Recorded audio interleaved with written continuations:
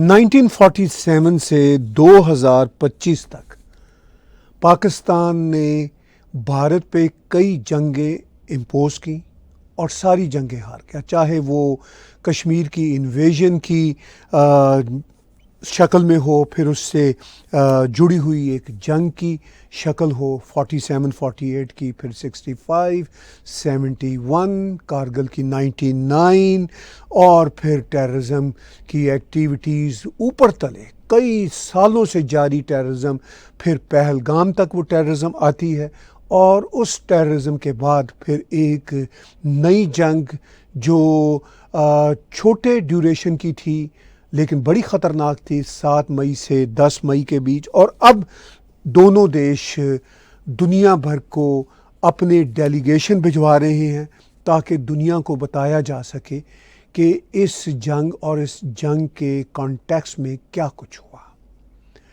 दुनिया भर को डेलीगेशन रवाना करने की बात सबसे पहले भारत की तरफ से सामने आई, मगर जैसा कि हम जानते हैं कि पाकिस्तान भारत के हर मामले को, जिसे कॉपी कैट करने की बात होती है या जो नकल चढ़ाने वाली बात होती है या जो तोते के रटने वाली बात होती है कि भारत के मुंह से कोई शब्द निकला वो पाकिस्तान ने भी उसको तोड़ मरोड़ के उसको वैसे ही पेश करना होता है और बताना होता है कि हम भी यही करेंगे अगर भारत ये कर रहा है। तो ये एक फ़नी मामला भी है कि उस रीजन में बड़ा भाई जो भी कर रहा है, मैं साइज़ के अतबार से कह रहा हूँ, पाकिस्तानी तो बड़े छोटे के इशू पे भी बहुत एलर्जिक हो जाते हैं, तो छोटा भाई फिर उसी बात को मोड़ तोड़ के फिर पेश करता है कि हम भी ऐसा करेंगे। अब बहरहाल ये डेलीगेशंस भारत की तरफ से रवाना होने शुरू हो चुके हैं और इन डेलीगेशंस की बातचीत और इनका जो प्लान था वो आलमोस्ट एक हफ़्ता पहले ही सामने आ गया था, जब शशि थरूर जी ने मीडिया के साथ बातें करना शुरू की और ख़ास तौर पर जंग के दिनों में जब शशि थरूर से इंटरनेशनल मीडिया ने अप्रोच किया तो उन्होंने अपना पॉइंट ऑफ व्यू एक भारतीय होने के नाते, मेंबर पार्लियामेंट होने के नाते पेश किया और वो बड़ा ही जानदार पॉइंट ऑफ व्यू था और बड़ा ही स्ट्रॉन्ग पॉइंट ऑफ व्यू था। उसके बाद जब ये जंग अपरेंटली थोड़े दिन चलने के बाद इस पे पॉज आया तो फिर शशि थरूर की तरफ से ये भी स्टेटमेंट आई कि लगता है कि भारत कोई ऐसा डेलीगेशन भेजेगा।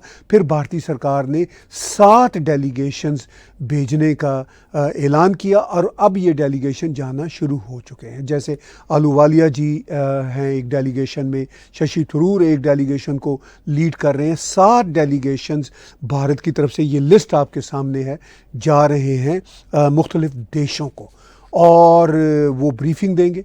शशि थरूर जिस डेलीगेशन को लीड कर रहे हैं वो अमेरिका भी जाएगा, गयाना भी जाएगा और भी देशों में जाएगा। सिचुएशन काफ़ी इंटरेस्टिंग है क्योंकि उसके फ़ौरन बाद पाकिस्तान ने भी पाकिस्तान के फॉर्मर प्राइम मिनिस्टर, माफ़ी चाहता हूँ, पाकिस्तान के farmer foreign minister Bilawal Bhutto की क़यादत में एक डेलीगेशन भेजने का ऐलान किया। खैर ये मैं समझता हूँ कि इसमें कोई बुरी बात नहीं, दोनों देश दुनिया भर के देशों को अपना अपना पॉइंट ऑफ व्यू बताएंगे, लेकिन वो पॉइंट ऑफ व्यू कितना सॉलिड बता पाते हैं तो ये तो फिर दोनों देशों के डेलीगेशन पे डिपेंड करता है कि वो अपने अपने देश की रिप्रेजेंटेशन करते हुए बाहर की दुनिया को कैसे अपने पॉइंट ऑफ व्यू से पिक्चर बताते हैं और कैसे कन्विंस करते हैं कि रियलिटी क्या है। अब पाकिस्तान की तरफ से अगर झूठ बोले जाने की ही प्रैक्टिस दोबारा होनी है तो वो क्या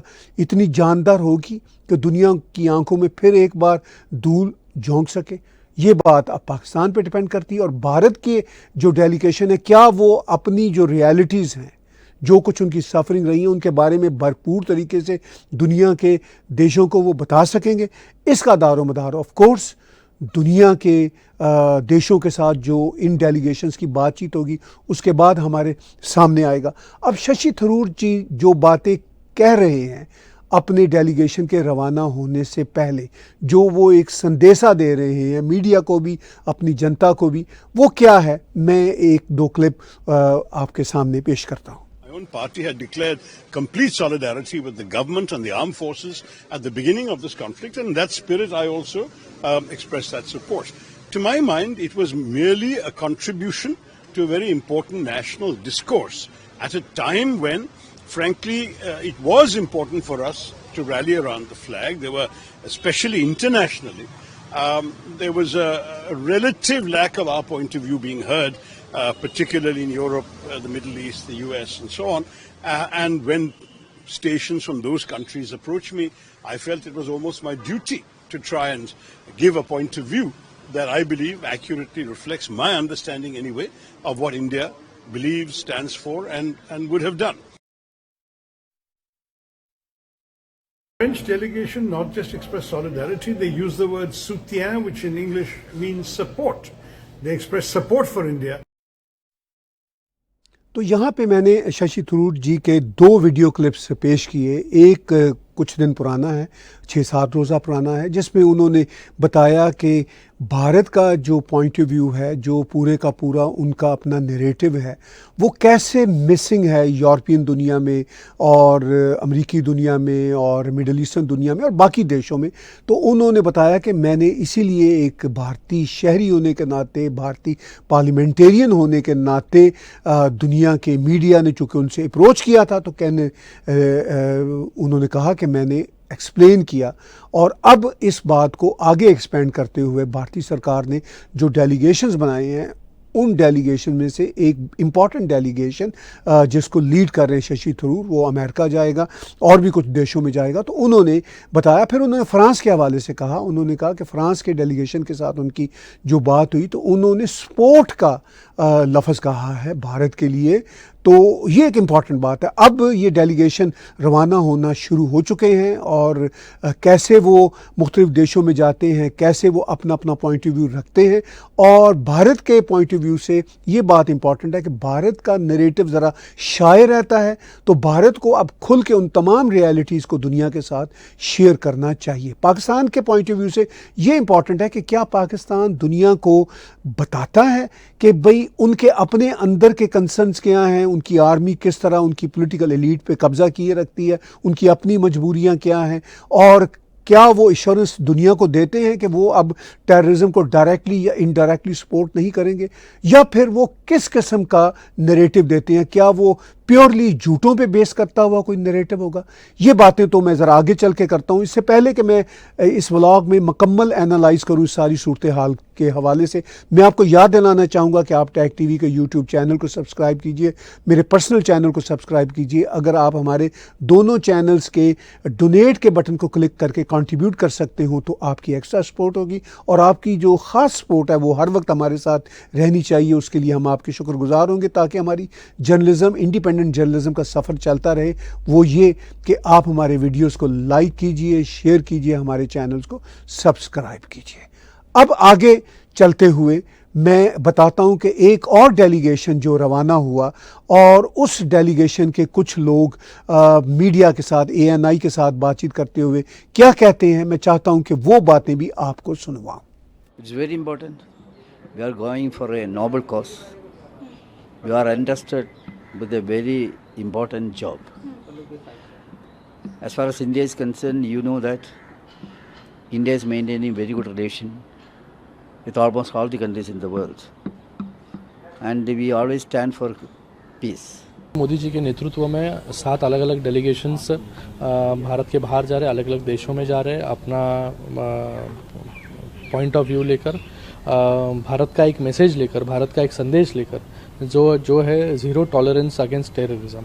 आज जो डेलीगेशन हमारा जा रहा है लाइबेरिया, सिएरा लियोन, UAE और कॉन्गो, ये डेलीगेशन बहुत अहम है, क्योंकि हम लोग मिडल ईस्ट भी जा रहे हैं, वेस्ट अफ्रीका भी जा रहे हैं, और यहाँ पर जिस तरह से पाकिस्तान को बेनकाब किया जाएगा, उनके टेररिस्ट लिंकेजेस को हम लोग अंतर्राष्ट्रीय पटल पर रखेंगे, तो स्वाभाविक तौर से ये एक बहुत बड़ा पहल है। पहलगाम में जो आतंकी हमला था, ये आतंकी हमला भारत की अस्मिता पर आतंक का हमला था, ये भारत की आत्मा पर चोट थी, और इसका मुंह तोड़ जवाब दिया है आदरणीय प्रधानमंत्री श्री नरेंद्र मोदी जी ने और हमारे आर्म्ड फोर्सेस ने ऑपरेशन सिंदूर के माध्यम से।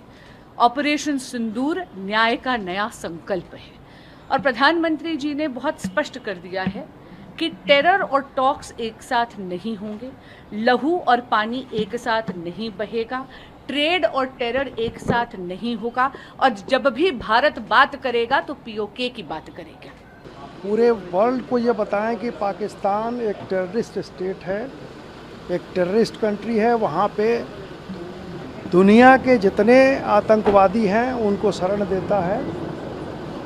It has been giving shelter to all the terrorist of the world. ऐसा है कि वहाँ पर डेलीगेशन केवल बयान नहीं देगा, वहाँ पर उनके हर सवालों का जवाब देगा, लोगों को संतुष्ट करेगा और ये बताएगा कि पूरी दुनिया की तरह, अमेरिका की तरह या हर देश की तरह हमारा भी अधिकार है कि यदि कोई आतंकवादी हमारे देश पर कोई आतंकवादी घटना करता है तो उसका हम जवाब दें। ऐसा ही एक ग्लोबल डिप्लोमेटिक आउटरीच है। एक इतनी बड़ी घटना घटी है पहलगांव में।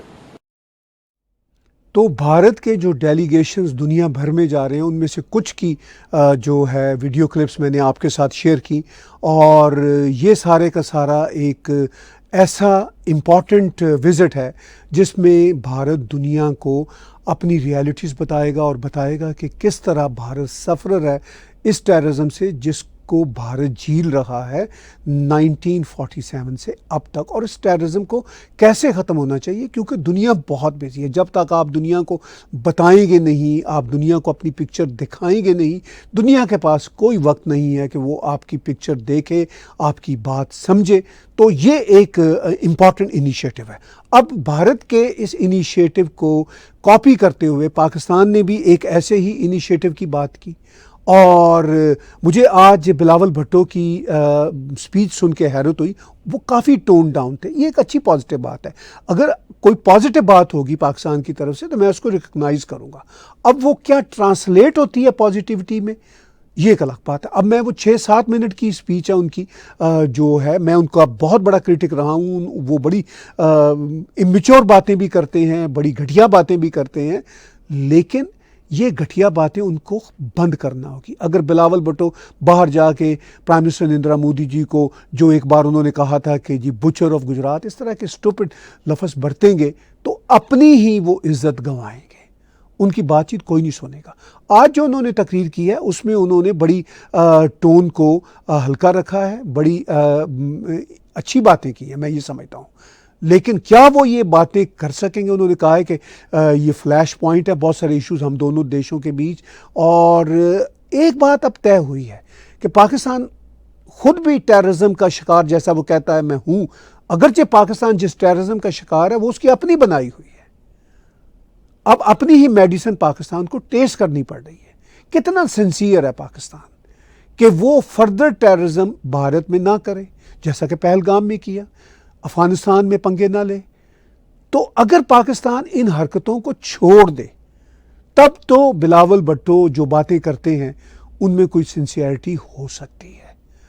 मैं चाहता हूं कि बिलावल भुट्टो ने जो 6-7 मिनट की तकरीर की, मैं उसका एक छोटा सा क्लिप आपके साथ शेयर करता हूं। चाहे वो कश्मीर का बहुत पुराना एजेंडा आइटम मौजूद, दहशतगर्दी का मसला जो पाकिस्तान सबसे ज्यादा मुतासिर हुआ है दहशतगर्दी से, किस तरीके से ना सिर्फ हम चाहते हैं कि इस दहशतगर्दी का मुकाबला हो, दहशतगर्दी का खात्मा हो हमारी अपनी मुश्किलात की वजह से, लेकिन हमने अभी देखा कि किस तरीके से दहशतगर्दी के एक वाकया के बाद 2 न्यूक्लियर आर्म ममालिक जंग पे उतर आ सकते हैं। तो हमारे लिए और जरूरी है कि दहशतगर्दी का मसला का ना सिर्फ हम बातचीत करें मगर इसका ऐसे कोई हल निकालें। अब बिलावल भुट्टो ने कहा है कि हम सब ने देखा, पूरी दुनिया ने देखा किस तरह दहशतगर्दी के एक वाक़या से, यानी पहलगाम के वाक़या से 2 न्यूक्लियर देश जो हैं वो आपस में न्यूक्लियर जंग तक तैयार नज़र आ सकते हैं। तो ये कितनी ख़तरनाक बात है, बिल्कुल ये ख़तरनाक बात है। और बिलावल भुट्टो का ये कहना कि एक दहशतगर्दी के वाक़या से एटलीस्ट वो फॉल्स फ्लैग नहीं कह रहा, जिस तरह पाकिस्तान के डिफेंस मिनिस्टर भी कह चुके हैं, पाकिस्तान के बड़े बड़े मीडिया हाउसेस कह रहे हैं। अगर इन्होंने इसको फॉल्स फ्लैग ही कहना है, जाके लोगों से मिलके इनके डेलीगेशन ने यही स्टूपिड बातें करनी है, तो फिर तो मसला वहीं का वहीं है, मसला जूं का तूं है। जब तक पाकिस्तानी अपने रवैये में तब्दीली नहीं लगाएंगे, जब तक पाकिस्तानी अपने रवैये में वाज़ेह तब्दीली नहीं लाएंगे और इस गंभीरता को हल करने में भारत का साथ नहीं देंगे। और ये गंभीरता तभी हल होगी अगर पाकिस्तान के अंदर जो टेररिस्ट मौजूद हैं, जो आइडेंटिफाइड है, सिर्फ भारत की निगाह में नहीं, पूरी दुनिया की निगाह में, उनको अगर भारत के हवाले कर दें, एटलीस्ट अमेरिका के या यूनाइटेड नेशन के तो हवाले करें, तो फिर भारत के हवाले से हम समझेंगे कि पाकिस्तान में कोई सुधार की सोच है। और फिर आने वाले महीनों, सालों में यह भी इम्पॉर्टेंट है कि अगर पाकिस्तान की तरफ से पहलगाम जैसा टेररिज्म का कोई वाकया मजीद ना हो, लेकिन इस बात का दारोमदार बिलावल भुट्टो पे या इवन शहबाज शरीफ पे या पाकिस्तान के पॉलिटिशियंस पे नहीं है।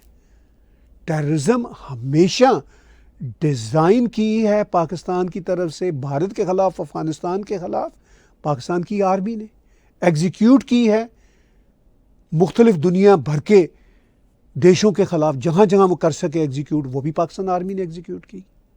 उसामा बिन लादेन जैसे सबसे बड़े दुनिया के दहशतगर्द का पाकिस्तान आर्मी की बगल में पकड़े जाना और वहाँ पे अमेरिका ने ऑपरेशन में उसको जिस तरह मारा, वो इस बात की निशानदेही है कि पाकिस्तान की आर्मी किस तरह ना सिर्फ टेररिज्म को डिज़ाइन करती है, एग्जीक्यूट करती है, प्रोटेक्ट भी करती है। और टेररिज्म को प्रोटेक्ट करने का जो एक वाक़या है या उसको शील्ड देने का वाक़या, जिस तरह पाकिस्तान आर्मी के लोगों ने अभी नमाज जनाजा बहावलपुर में पढ़ाई थी, तो ये वो सारी कॉम्प्लेक्स बातें हैं जिसके हवाले से पाकिस्तान के डेलीगेशन को ग्रिल करना चाहिए जिन जिन देशों में ये जाएं। आई होप कि कुछ सेंसिबल देश ज़रूर उनसे ये कड़े सवाल पूछेंगे और भारत के हवाले से आई होप कि भारत जहाँ कहीं भी अपने डेलीगेशन भेज रहा है उनको ज़मीनी हक़ाइक़ से आगाह करेगा, शाये नहीं रहेगा और बताएगा कि उनके लिए अब इनफ इज़ इनफ है और अब दुनिया को पाकिस्तान के हवाले से पाकिस्तान को बता देना चाहिए कि ये टेररिज्म अगर आप कहते हैं कि आपके लिए नुकसानदेह है तो ये आपके हमसायों के लिए भी बहुत नुकसानदेह है और किसी बड़ी जंग से बचने का एक ही रास्ता है जो पाकिस्तानी बार बार कहते रहते हैं, फ्लैश पॉइंट, तो एक ही रास्ता है कि पाकिस्तान टेररिज्म के तमाम रास्ते बंद करे।